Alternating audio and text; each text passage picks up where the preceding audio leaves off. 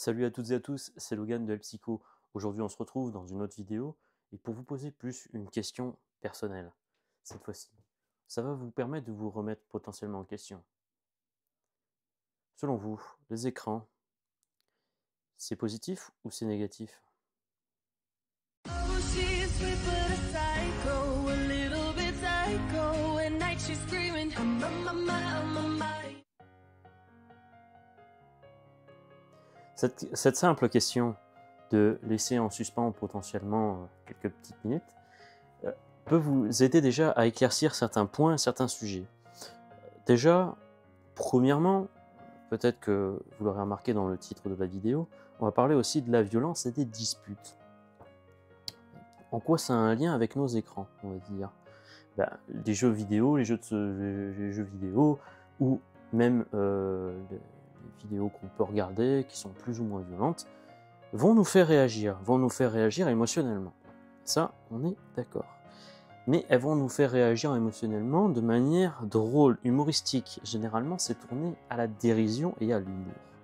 Sauf que ce qu'on ne se rend pas forcément compte, c'est que justement, cet humour peut être très dérisoire et très border. Certains vont pas rigoler à certaines choses qui vont être drôles, potentiellement pour certains, et pour d'autres, cet humour aura un impact considérable.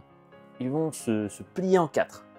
Alors, pourquoi certains vont rire et d'autres seront insensibles? Vous allez voir qu'en fait, c'est aussi propre à nos blessures émotionnelles qu'on a vécues. Alors, je vous invite à voir les 5 types de blessures, la vidéo sur les 5 types de blessures que j'ai faites. Si jamais vous ne l'avez pas regardée, je vous conseille fortement d'aller la regarder avant de visionner cette vidéo que je suis en train d'expliquer. Donc, ces blessures auxquelles on a plus ou moins subi tout au long de notre vie. Ces 5 types de blessures, alors l'humiliation peut-être pas forcément, mais on va subir, alors plus potentiellement le harcèlement, l'humiliation, on va plus le voir dans notre monde actuel. Alors, si vous êtes né avant 97, avant 96, avant 95, je dirais même, vous l'avez peut-être pas vécu ce truc-là. Mais si vous êtes né après, vous l'avez potentiellement déjà vécu. Alors, qu'est-ce que c'est que tout ça? C'est la violence par les messages, par l'oral, et l'humiliation est devenue monnaie courante aujourd'hui. Actuellement, on humilie l'autre pour se faire valoriser, pour se faire bien voir et pour faire rire la galerie un petit peu. Vous voyez un petit peu l'humour cassant. Ça, c'est drôle. C'est drôle, effectivement, de se moquer de quelqu'un. C'est drôle de... Oui, mais qu'est-ce qui nous fait rire? Qu'est-ce qui nous déclenche ce rire, justement? Qu'est-ce qui nous fait tant sourire? En fait, c'est simple. Parce qu'on se reconnaît dans la personne auquel elle est portée victime. Et qu'on a vu les autres en rire. Donc du coup, on se dit, maintenant, heureusement que je ne suis pas à sa place. Heureusement que je ne subis pas ce que j'ai déjà subi. Ce que j'ai déjà vécu. Et donc du coup, on en rigole. Et c'est un rire jaune. Un rire sarcastique. Un petit peu dissimulé. On en vient un peu aux disputes. Pourquoi on se dispute en fait? On se dispute par nos émotions. On est bien d'accord, nos émotions dirigent un petit peu, nous contrôlent en fait. Et qu'est-ce qui nous contrôle potentiellement dans nos émotions? C'est justement un attachement. Un lien émotionnel d'attachement. Vous allez voir que vous allez beaucoup plus souffrir quand c'est un de vos proches, un de votre entourage restreint, potentiellement votre famille, vos amis, ou des personnes avec qui vous avez vraiment un lien profond de contact. Alors ça peut être votre âme sœur ou quoi. Vous allez être vraiment proche de cette personne, et cette personne, quand elle va vous décevoir parce qu'elle a certaines choses qui vous rendent incompréhensible à son égard, ou au contraire qu'elle se sent incomprise par vous, vous allez créer de la distance. Et pourquoi vous allez créer de la distance ou des conflits? Pourquoi vous cherchez le conflit ou la distance? C'est un lien émotionnel. Je vous invite à voir justement la vidéo suivante que j'ai faite sur la peur. Pourquoi la peur? Alors, pourquoi la peur? Parce que la peur, elle évoque 3 états de fait. On a 3 choix quand on ressent de la peur majoritaire. On va ressentir soit si la peur, l'ennemi qui provoque cette peur est inférieur à nous, dans ce cas-là, on attaque, on est agressif. Si, au contraire, l'ennemi qui nous attaque est plus fort, on va prendre la tangente, on va prendre la fuite. Et le 3e point, la stupéfaction. La stupéfaction, je reste immobile, je ne sais pas quoi faire, je n'ai pas d'ordre, je ne sais pas quoi faire, je ne sais pas comment réagir à ça, et du coup, je reste figé, immobile, pétrifié par la peur. Vous savez ce qu'on appelle être pétrifié par la peur, comme notamment la gorgone qui vous rend en statue de pierre. Elle est tellement effrayante qu'elle vous fige en pierre. Et bien exactement ce même principe, c'est basé sur la peur. Alors on a parlé de la peur, on a parlé un petit peu de tous ces conflits, tout ça, et des écrans. Et on y vient justement aussi aux écrans. Pourquoi les écrans nous incitent un petit peu à tout ça? Les écrans, vous voyez souvent, alors surtout si vous êtes sur TikTok, Instagram ou YouTube, alors je précise YouTube Shorts, vous savez, les courts formats, où vous scrollez de haut en bas ou de bas en haut ou de droite à gauche, peu importe le format, les courtes vidéos qui passent de l'une à l'autre nous rend chronophages. Est-ce que vous mesurez l'impact du temps que vous consacrez à ce loisir, à ce désir? Alors, si ça vous procure du bien-être, si ça vous rassure un petit peu, bah, tant mieux. Mais estimez-le à petite dose. Évitez la grande consommation, parce que justement, c'est ça qui nous rend narcissiques. Alors pourquoi narcissique?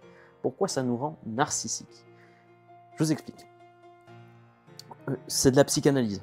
C'est une leçon potentielle que j'en ai appris et que je vous explique. Ou que je vous explicite. Parce que justement, j'hésitais à utiliser les deux termes. Comme ça, c'est fait, vous choisissez le terme que vous voulez. Les deux veulent dire à peu près la même chose. Alors pourquoi? Pourquoi, plus que d'habitude, les médias nous incitent à être narcissiques et potentiellement pervers narcissiques? Et vous allez voir que de plus en plus de personnes se tournent vers ce narcissisme et deviennent eux-mêmes narcissiques. Un narcissisme, c'est basé sur une base d'égocentrisme. Ça veut dire que on veut se faire bien voir, avoir une belle image, comme là le fait que je vous explique tout ça avec une vidéo YouTube, ça me met en avant. Et ça me met en avant, mais je ne suis pas à dire non plus que je suis supérieur à vous ou inférieur à vous. Je me mets au même pied d'égalité que tout le monde. Là où le narcissisme est différent, c'est que le narcissisme, il veut dire que je suis le plus fort, je suis le plus intelligent, et je me mets au-dessus des autres. Et là, vous allez voir que c'est un effet binaire. Soit je suis au-dessus des autres, et dans ce cas-là, j'ai réussi, soit je suis pas plus haut que les autres, et dans ce cas-là, je vais me dévaloriser, je vais dire je suis en dessous des autres. Et donc là, on est sur un échange binaire. 1 ou 0. Tout ou rien. Soit, effectivement, j'ai tout, je suis au-dessus de tout le monde, je suis le dieu. Soit, au contraire, je ne vaux moins que rien, je suis la pire des merdes. Et là, vous voyez qu'en fait, c'est pas quelque chose de stable, c'est pas quelque chose d'humain.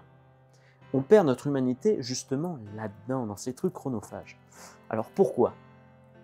Pourquoi le narcissisme devient de plus en plus répandu et de plus en plus fréquent? Alors, je vous explique un petit peu ce que j'ai vécu à travers une amie qui, je suppose, est potentiellement narcissique. Alors, le narcissisme, je vous dis, c'est quelque chose auquel on va forcément mettre en porte-à-faux les autres.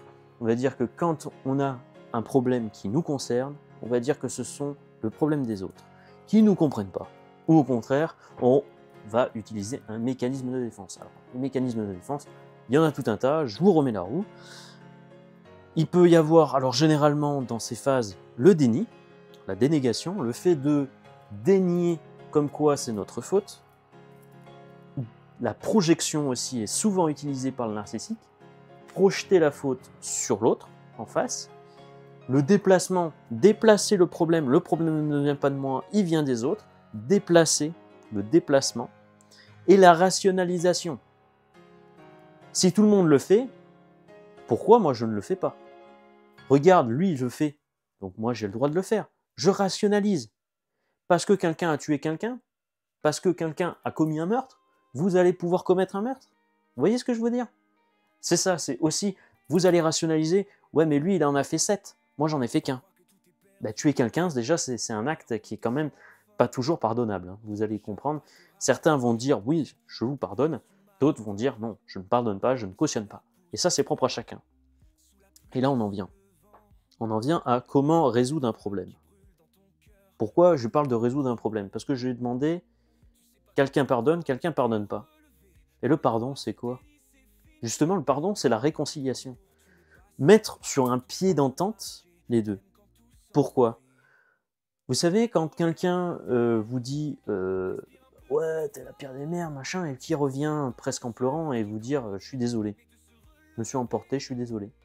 Et puis, à nouveau, il refait le même schéma, il revient et il refait exactement pareil. Vous savez, ça repart au galop. Ce mécanisme, ce fonctionnement-là, en fait, vous êtes basé sur quoi? Sur un stade auquel il ne vous a pas respecté. Il n'a pas respecté son engagement, il n'a pas respecté son dialogue, son discours, ses paroles. Quelqu'un qui ne tient pas ses engagements et ses paroles, c'est quelqu'un qu'on va évincer, généralement.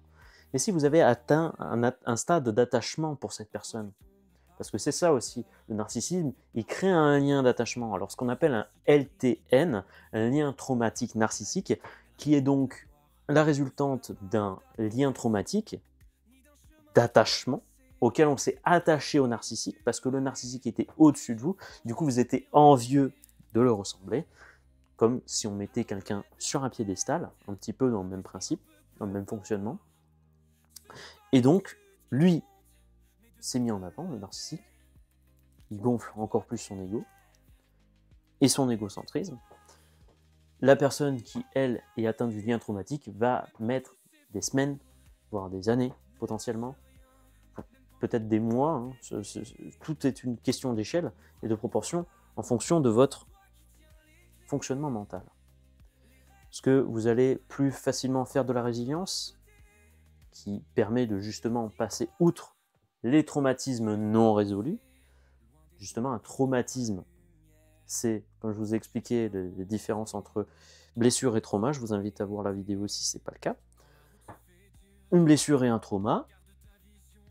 Une blessure, c'est égal à un trauma. Et un changement de ce trauma provoque un traumatisme. Et un traumatisme qui n'est pas résolu par un professionnel de santé comme un psychologue, psychanalyste, psychothérapeute, un psychiatre, vous en avez tout un tas. Si c'est pas résolu par ces personnes-là ou par vous-même, parce que c'est pareil, c'est un travail qui est fait sur vous-même en fait. Le psychologue, psychanalyste, tout ça, tous ceux qui travaillent dans le domaine des psys sont justement amènes de vous poser ces questions pour que vous réfléchissez à vos actes. Et c'est là où c'est compliqué justement pour un psychologue, un psychanalyste, tout ça, c'est que bien souvent, vous avez des paradoxes, et des paradoxes mentaux.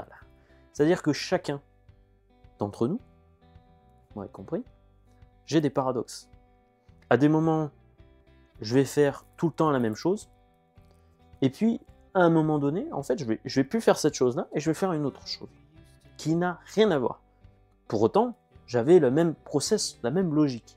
Et c'est là, en fait, je vais en parler de la différence entre un être humain et une IA, et vous allez voir qu'au final, il y a potentiellement des liens là-dessus, mais potentiellement aussi des différences. C'est qu'une IA, elle est basée que sur de la logique. Et l'humain, lui, il est basé à la fois sur de la logique et à la fois sur de l'émotion. Une IA simule une émotion, un humain ressent cette émotion. C'est là toute la différence.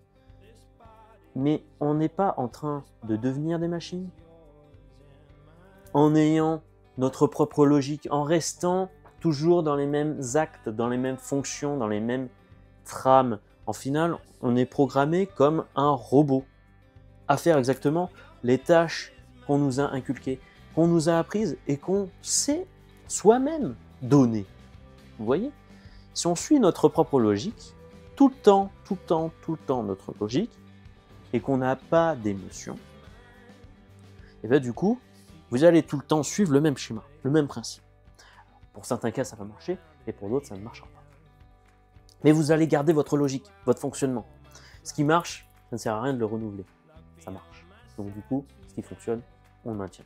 Ce qui ne fonctionne pas, on va chercher une autre logique. Et on reste dans le schéma de la logique. Et puis dans le schéma de l'émotion. Alors que l'émotion, justement, si vous exprimez vos émotions, si vous interprétez justement ce que vous ressentez, c'est déjà beaucoup plus parlant, c'est déjà beaucoup plus humain.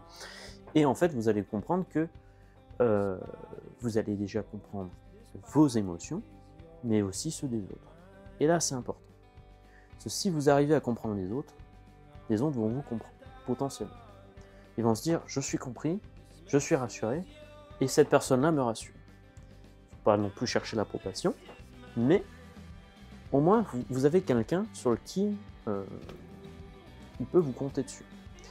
Il va avoir une confiance en vous. Et donc, ça va donner aussi potentiellement de la crédibilité dans vos paroles. C'est là aussi où le narcissique, il cherche justement ça. Il cherche à se faire voir et à se faire comprendre, et aussi à démontrer qu'il est au-dessus des autres. Donc c'est ça, il cherche de la crédibilité. Il cherche à ce qu'on l'écoute, vous voyez. Et quand il se sent pas compris et pas écouté, eh bien il dit ouais, c'est la pire des merdes, il a rien compris, il comprendra jamais rien, et il va déplacer le problème sur les autres, plutôt que de se remettre en question. On le fait plus ou moins un peu tous, hein, surtout dans le monde actuel, avec notamment de la violence. Mais pourquoi on en vient à de la violence? Pourquoi cette violence est déclenchée? Quel élément déclencheur de la violence? Comme je vous ai dit, le lien d'attachement. Le lien d'attachement, on va en vouloir plus à qui? À des personnes qui nous sont inconnues dans la rue? Non, c'est à nos proches. Les personnes qui sont le plus autour de notre cercle d'entourage, notre lien de proximité. Parce qu'on croyait être compris et du coup on se sent trahi, et c'est une blessure de trahison. On se sent trahi par nos proches, parce qu'ils ne nous comprennent pas. Mais qui vous comprend? Même vous n'êtes pas capable de vous comprendre vous-même en fait. C'est des émotions auxquelles vous n'avez pas le mot dessus, parce qu'il n'y a aucun vraiment vocabulaire qui existe pour évoquer cette émotion. Même si on vous dit c'est de la peur que je ressens, mais de la peur comment? À ce niveau-là, à ce niveau-là, à ce niveau-là, à ce niveau-là. Vous ne pouvez pas le quantifier. Vous ne pouvez pas parce que vous n'avez pas la maîtrise dessus, c'est quelque chose d'inconscient. Et là, justement, je vous invite à voir aussi la psychanalyse de Freud, où j'ai expliqué le ça, le moi, le surmoi, où justement le ça est notre pulsion, notre désir qui est inconscient, et au contraire, notre conscient, lui, est basé sur du surmoi, un filtre. Et donc au final, on ne sait pas vraiment ce qu'on désire, ce qu'on veut. Parce que le ça, c'est justement nos pulsions, nos désirs. Et notre devoir, lui, c'est notre surmoi. On ne doit pas faire comme ceci, on doit se limiter. Et donc du coup, on est pris entre le désir et le devoir, qui est un conflit interne. Et ce conflit interne provoque des émotions parfois irrationnelles et qui peuvent nous faire pencher justement vers du narcissisme. Et vous comprenez aussi que en visionnant des écrans, on veut ressembler à un tel parce qu'il réussit tout. Dites-vous une chose, on a tous échoué à des moments et on a tous réussi à d'autres moments. Sauf que ceux qui vont démontrer ce qu'ils ont réussi, ils vont montrer, mettre en avant ce qu'ils ont réussi, et pas là où ils ont échoué. Pour autant, ils ont échoué à des endroits. C'est humain, on échoue tous. L'erreur est humaine, comme on dit. Et ce sont nos erreurs qui nous font apprendre et qui nous font relever. Et ça, il faut le comprendre. Parce qu'une fois qu'on est au fond des abysses, on ne peut que remonter. Et donc, du coup, on remonte.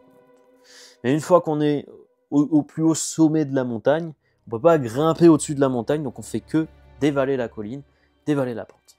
Et donc, c'est ça aussi qu'il faut comprendre, c'est que le bonheur n'existe pas sans le malheur, et le malheur n'existe pas sans le bonheur. C'est un mélange harmonieux des deux qui va créer un bonheur et un malheur, même si c'est vrai que des fois on a l'impression d'accumuler des mauvaises choses ou d'accumuler des bonnes choses, et ce qui fait qu'on est potentiellement instable émotionnellement. On a des fois l'impression de ne pas se connaître, de ne pas se comprendre. Donc si déjà nous-mêmes on a du mal à se comprendre, comment voulez-vous que les autres arrivent à nous comprendre? Déjà, il faut mettre un lien de communication pour mieux nous comprendre. Je me sens mal quand tu me fais ceci. Je me sens mal quand tu me blesses en me disant ça. Je me sens blessé, je me sens outré, je me sens trahi quand tu me dis ça. Lorsque vous mettez vos émotions en avant, la personne, elle va comprendre par empathie parce que justement, on a tous en nous une émotion. Et ça, c'est de l'empathie. L'empathie, c'est humain. Les robots essayent de simuler cette empathie, mais cette empathie est censée humaine. Voilà. J'avais besoin de faire une petite courte vidéo, une assez courte vidéo, pour vous expliquer un peu vraiment les fondements même de tout ça. Et je vous invite fortement à réfléchir quand vous scrollez justement sur TikTok, Instagram, tout ça, de faire partager potentiellement cette vidéo à ces personnes-là qui peuvent rentrer dans un schéma narcissique auquel ils se disent bah, je veux ressembler à lui, du coup, il faut que je sois au-dessus de tout le monde. Il faut que j'arrive à être au-dessus de lui. Je me mets comme défi d'être au-dessus de lui. Non, vous n'avez pas compris l'esprit humain. L'esprit humain, il est basé sur un stade de réciprocité, sur un stade d'équilibre, sur lequel personne ne doit être au-dessus des autres et en dessous des autres non plus. Voilà, et dites-vous, pareil aussi, on parle d'une citation, il n'y a pas de sous-métier, c'est pareil. Tous nos corps de métier, même ceux qui vont déblayer nos poubelles, sans eux, ça serait une catastrophe. Donc voilà, c'est dénigrez pas les personnes comme étant inférieures à vous parce que professionnellement au niveau des diplômes peut-être qu'ils sont moins avancés que certains, mais c'est pas pour autant qu'ils sont moins intelligents que vous. Et ça, faut bien le comprendre et faut bien l'interpréter dans votre tête. Voilà. Sur ce, je vous dis à une prochaine. Portez-vous bien. Salut!